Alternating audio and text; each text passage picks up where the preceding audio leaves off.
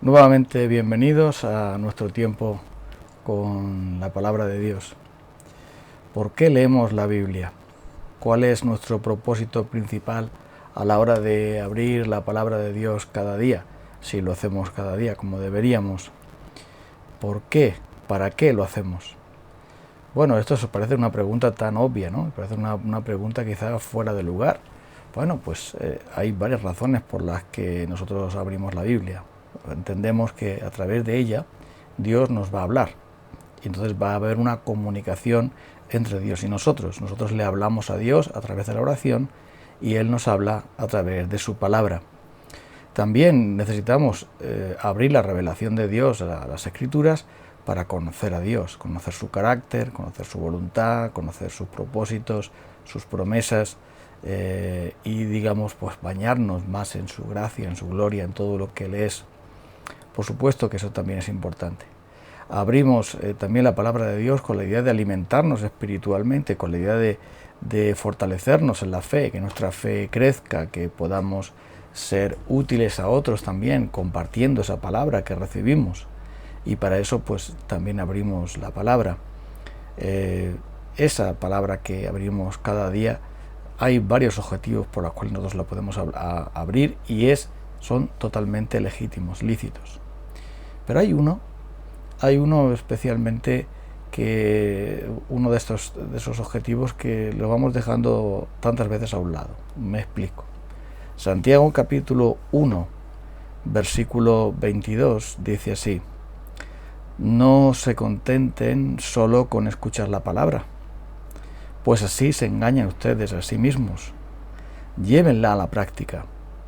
El que escucha la palabra pero no la pone en práctica es como el que se mira el rostro en un espejo, y después de mirarse se va y se olvida enseguida de cómo es. Pero quien se fija atentamente en la ley perfecta que da libertad y persevera en ella, no olvidando lo que ha oído, sino haciéndolo, recibirá bendición al practicarla. Esto dice Santiago de aquellos que contemplan muy bien lo que la Biblia dice, pero no se contemplan tanto a sí mismos. No miramos la palabra de Dios como un espejo donde vemos nuestra realidad, donde vemos cómo somos. De la misma manera que al mirarnos en el espejo, pues vemos lo que hay. Nuestra nariz es bien grande, nuestras orejas van creciendo, las arrugas también van subiendo, tenemos que afeitarnos, en el caso de algunos también, el pelo se nos va cambiando de color, y en el caso de, estoy hablando de los hombres, de un hombre como yo, pero en el caso de las mujeres se miran muchas veces más que los hombres al espejo para comprobar cómo están y cómo les gustaría estar, quizá, no lo sé. El caso es que el espejo es, digamos, ese lugar donde nos vemos tal y como somos. Entonces la palabra de Dios nos dice que tenemos que mirarnos en el espejo de la palabra de Dios, pero no solo para ver cómo somos en verdad, sino también para recibir esa palabra con el fin de que podamos poner en práctica lo que debemos ser, lo que Dios quiere que seamos, cómo Dios quiere que seamos, de acuerdo a su voluntad expresamente dicha, revelada en su palabra, en esta ley del Señor que da libertad. Simplemente escuchar la palabra pero no ponerla en práctica es un engaño. Sería tanto como decir que es ir al médico, el médico te da un tratamiento y luego tú no lo tomas. Entonces es puramente un engaño. Sería como no poner en práctica las instrucciones que nos han dado para lograr cierto objetivo. Aunque tengamos las instrucciones en casa y las sepamos de memoria, si no las ponemos en práctica no servirán de nada. Y así lo que está diciendo el apóstol Santiago es que algunos de ellos se contentaban con oír la palabra y les parecía muy buena palabra, les parecía maravillosa, pero pasaba como los tiempos de Ezequiel. A Ezequiel Dios le dice: van a escuchar tu palabra, van a decir que eres como un hermoso poeta, de cantor de amores, oirán tu palabra, pero no la pondrán por obra, no la pondrán por práctica. No tiene ninguna eficacia para nosotros simplemente abrir la palabra y ver qué bonito es, qué promesas hay y qué es lo que Dios está diciendo ahí a su pueblo, si no nos implica a nosotros personalmente.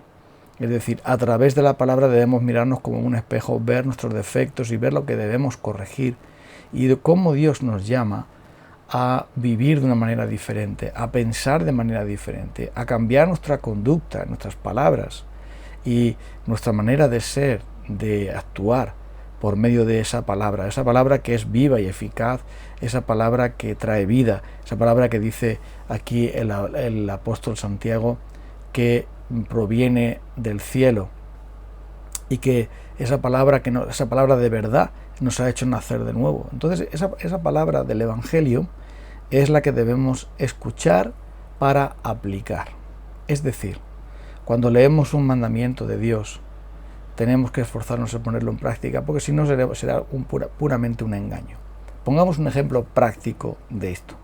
Supongamos que estamos leyendo una de las epístolas de Pablo y en ella se nos habla de que debemos ser generosos, de que debemos actuar con generosidad con nuestro prójimo, que el fruto del Espíritu también es generosidad, que debemos ser generosos. Entonces, eso lo hemos leído y nos parece muy bien, nos parece extraordinario. ¿Cómo vamos a estar en contra de eso? Pero después vemos que alguien necesita nuestra ayuda, pero decimos, no, estoy muy ocupado. Alguien necesita que le ayudemos económicamente, que le ayudemos con nuestro tiempo, que de alguna manera pues le favorezcamos, pero vamos a hacerlo, pero con lo mínimo. Entonces ya no es generosidad. Aunque lo hagamos, lo podemos hacer como a regañadientes, lo podemos hacer como por obligación, pero no como un acto de generosidad, porque estamos invirtiendo el mínimo esfuerzo, el mínimo dinero, lo mínimo con el fin de ayudar a esa persona. ¿Qué estamos haciendo?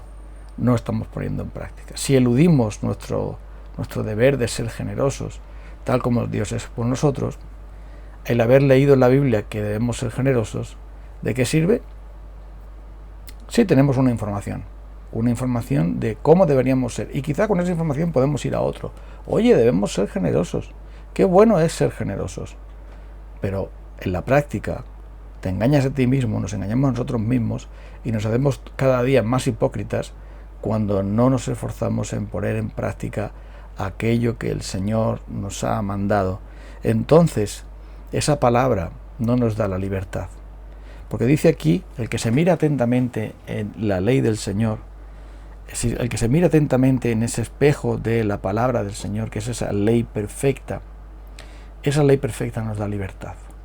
Y esto sí que es maravilloso, porque verás, cuando nosotros abrimos la palabra de Dios y vemos lo que debemos hacer, y con el poder del Espíritu, por supuesto, porque nosotros con nuestra fuerza carnal no podemos nada más que pecar, para eso sí tenemos fuerzas, pero para lo espiritual, fuerzas cero. Necesitamos la gracia de Dios constantemente. Separados de mí, dijo Jesús, nada podéis hacer. Por supuesto, nada bueno, nada que agrada a Dios podéis hacer.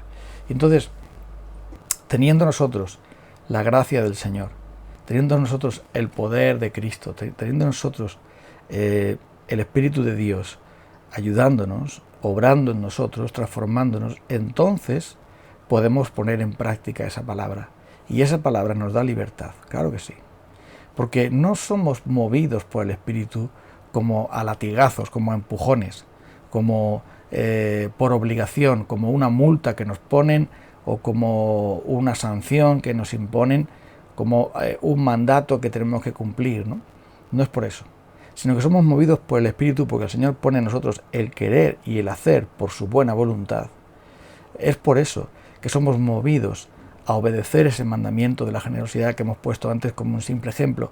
Entonces, ¿qué ocurre? Que somos libres ¿de qué? Somos libres del pecado, somos libres del egoísmo, somos libres de la avaricia, somos libres de la codicia, somos libres de la tacañería, somos libres del amor a nosotros mismos desmedido, somos libres de la idolatría. La palabra de Dios, al aplicarla a nuestra vida, a ponerla en práctica, nos ha dado libertad. Porque es al contrario de lo que la gente piensa. La palabra de Dios nos da libertad. Nos da libertad porque establece una norma, establece un principio para nuestro bien, para que podamos ser libres. Déjame darte un ejemplo muy simple, muy sencillo de esto. Gracias a que tenemos unas leyes de tráfico, nosotros podemos tener libertad de movimientos. Porque verás, tú y yo podemos salir a la carretera y como hay una ley que todos están obedeciendo, que todos deben obedecer, tú puedes circular libremente y puedes moverte de un lado para otro porque sabes que no va a venir, a no ser que ocurra una cosa extraordinaria, ningún loco conduciendo por el lado contrario. No va a saltarse a alguien un stop o un semáforo normalmente.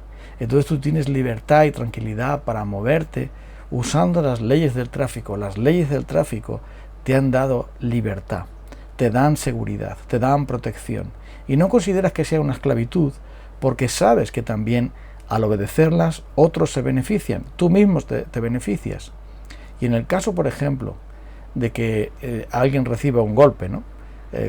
A veces pasa eso, alguien nos da un golpe con el coche, nosotros damos un golpe a otro, entonces enseguida echamos mano de esa ley para decir quién es el culpable, quién tiene que pagar, quién tiene que hacerse responsable de los daños. La ley nos da libertad, la ley nos da responsabilidad, la ley es buena. Y con la palabra de Dios, he puesto el ejemplo de una ley humana, sencillamente, una ley civil, una ley de tráfico, pero la palabra de Dios es aún más poderosa, más maravillosa. Porque cuando nos miramos atentamente en ella, cuando contemplamos esa palabra de Dios con el propósito, con el fin de aplicarlo a nuestra vida, de ponerlo en práctica cada día, lo que ocurre es una transformación que nos libera cada vez más del poder del pecado en nuestras vidas, nos libera cada vez más del fruto de la carne en nuestra vida, ira, enojo, palabras deshonestas de nuestra boca, idolatría, hechicerías, enemistades, pleitos, celos, iras, contiendas, divisiones, envidias, homicidios, borracheras, orgías, todos esos frutos de la carne, somos liberados más y más de ese poder y de ese enganche, de esa atadura del pecado y de la corrupción, y somos llevados a la libertad de los hijos de Dios, libertad para amar, libertad para seguir al Señor, para disfrutar de Él, para deleitarnos en Él, para servirle a Él, para servir en el nombre de Él a otras personas. Somos libres para amar al Señor con todo nuestro corazón, alma, mente, fuerzas, y al prójimo como nosotros mismos. Y en esa medida todo está completo. Nos amamos a nosotros mismos porque amamos al prójimo, porque amamos a Dios. Y la ley de Dios, la ley nos da libertad porque en Cristo ahora somos libres del poder condenatorio de la ley y podemos usar la ley como un instrumento de gozo, como un instrumento de liberación, como un instrumento de transformación, como un instrumento de bendición, como un instrumento de reparación, de restauración y de protección para nuestras vidas. Para todo eso es importante la palabra de Dios. No vamos en búsqueda de abrir la Biblia para que nos diga como un reglamento lo que tenemos que hacer. Vamos en busca de Dios y en busca de liberarnos, de encontrar la libertad en la palabra de Dios. Vamos en definitiva a usar la Biblia como la declaración de nuestra libertad, como la constitución de los ciudadanos del reino de Dios, y donde en ella tenemos derechos y deberes para cumplir, pero siempre con el propósito de darnos libertad y bendición, teniendo, como dice aquí, el que persevera en ella, no olvidando lo que ha oído, sino haciéndolo, que persevera en esa ley que da la libertad. Dice, recibirá bendición en practicarla, recibirá bendición en todo lo que hace. ¿Por qué? Porque al poner en práctica la palabra de Dios, las promesas de la obediencia, las promesas de la bendición, las promesas de la gracia, las promesas que el Señor da a aquellos que aman su palabra, las vamos a recibir.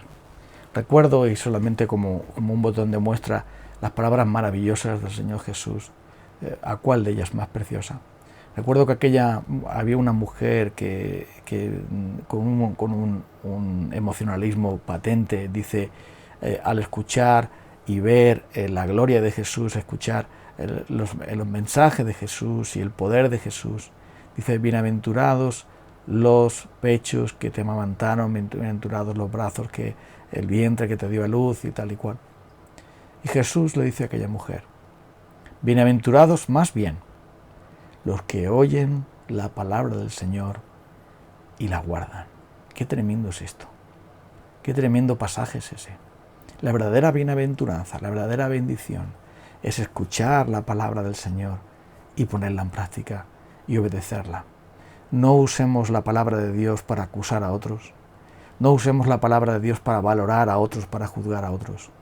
Usemos la palabra de Dios para implicar nuestra vida, para implicarnos nosotros mismos, en ponerla en práctica, en ser hacedores de la palabra, para que recibamos la bendición que Dios quiere darnos, para que vivamos en la libertad con que Cristo nos ha hecho libres, para que disfrutemos entonces de todo lo que es la maravilla de ser cristiano. Vamos a orar a Dios para pedir su gracia, para que nos haga obedientes y nos haga dispuestos a abrir su palabra y a ponerla en práctica cada día. Vamos a orar.